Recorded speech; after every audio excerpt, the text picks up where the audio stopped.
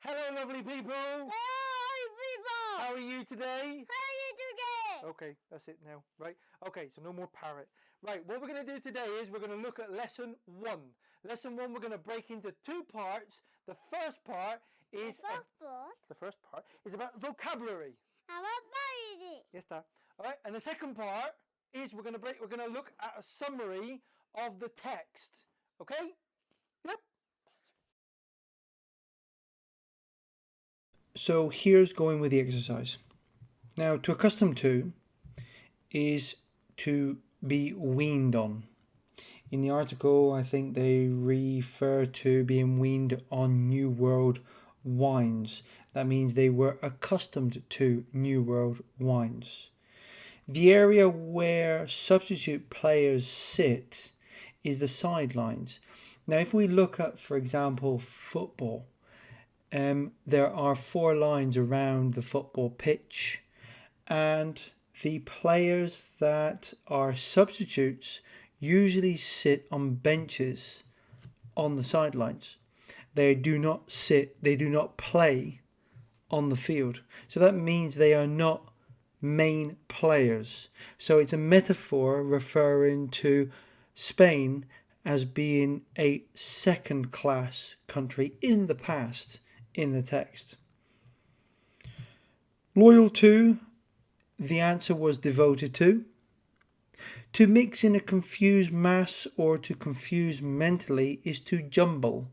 When something or somebody's mind is jumbled up, or something is jumbled up in a box, it means it is not organized. There is some confusion, or there is some mental confusion.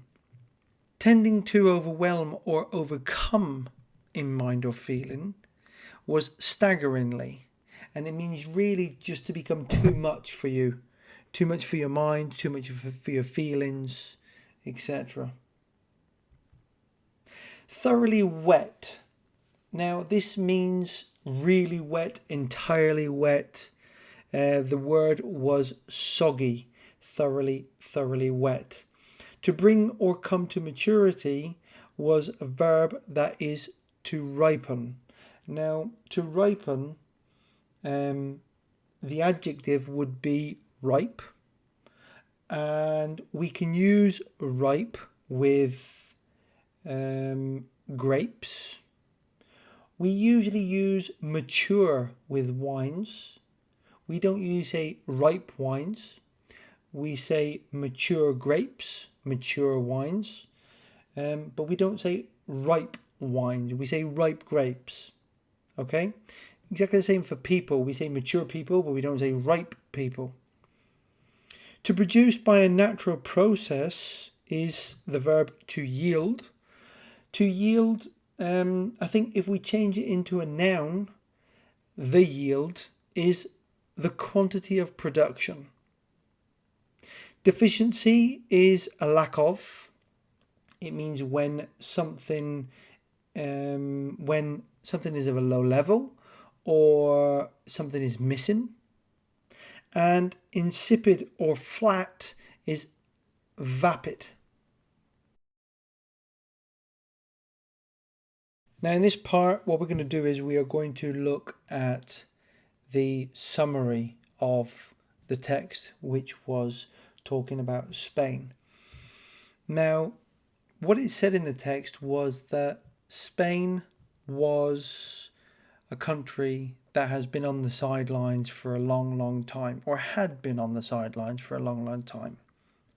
Now, it has become a major player. I think this has happened due to investment. People have also looked at marketing. Winemakers and companies have also become ambitious. And with that, what they've done is, in general, and on the international market, not on the national market, but on the international market, they have created or produced rich and often highly alcoholic spicy reds. Now, you have to really take this into consideration on the international market, and you have to remember that international consumers have been and had been weaned on ripe New World wines. Spain is the first when it comes to hectares of vineyard, not of production, or not every year. It is some years, but not every year. And I think in second place at the moment we have China. Now, if Spain were like Germany as being efficient, and if Spain were like France as being centralist, they would have probably had been making wine, especially for the international market, for years. This means that they haven't been making market-specific wines in the past. Spain, as we do know, is an anarchic, jumbled up lot, or a jumbled up puzzle of districts and regions. It's not easy to understand Spain. It's probably not as difficult to understand as, for instance, Italy, but it's still quite complicated, because what we can see in Spain when it comes to landscape is that there is a lot of raw scenery. It's difficult to understand the scenery that's around us. You have a lot of areas that are full of vineyards, but there are also a lot of areas in Spain that are very dry, very secluded. And also, as the text says, there are a lot of regions that have a lot of human constructions that are just, they are eye-soaring. They really stick out, like all the industrial areas, things that you don't get in other places. If you go to Slovenia, Italy, all these big industrial areas, they're as it says in the text, heartbreakingly awful to the human eye. Yeah. But if we take all that away, we can find some real treasures.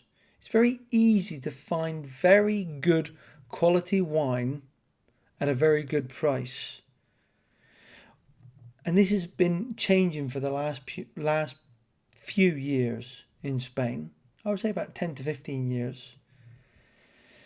Now, there is a big climate diversity in Spain. We can go to the North Atlantic coast, where we find Galicia, and there are soggy green vineyards, soggy rain-bound vineyards. We can go to the Mediterranean area, where the vineyards are baked in the southeast, Catalonia, Valencia, etc. And in the text it says the thing that saves Spain is that the average altitude of vineyards is around or over 600 meters or 2,000 feet. Grapes have a good level of colour and acidity, and the acidity is mainly due to the diurnal range. This is the change of temperature between night and day. This is why the temperatures drop a lot at night, making it fresher and making the acidity stand out. Watering in Spain is expensive. Another word for watering is irrigation, and it's very rarely used in Spain as well.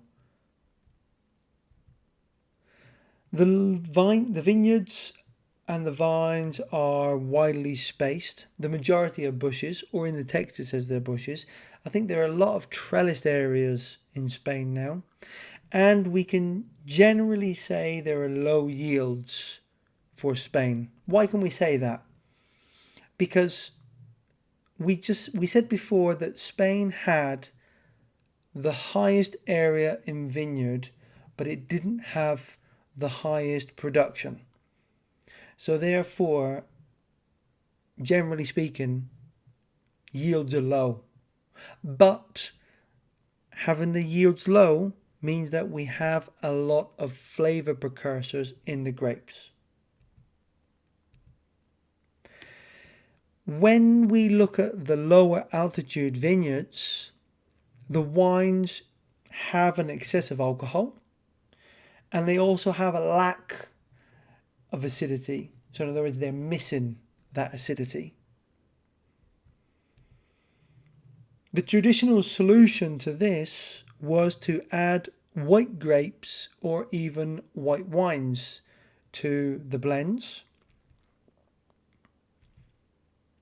Now, when it comes to Spain's wine surplus, that means the excess of wine that Spain has, it is a complement to the vapid reds of France, those reds that are usually missing a bit of colour, a bit of texture, etc. Okay, so we're back again. Right, we hope you enjoyed that. We hoped it was useful. Don't forget to try and feel motivated about learning specific English related to the world of wine. Make vocabulary lists. Right? Enjoy. And thank you for listening to us. Bye bye, family. Bye bye, family.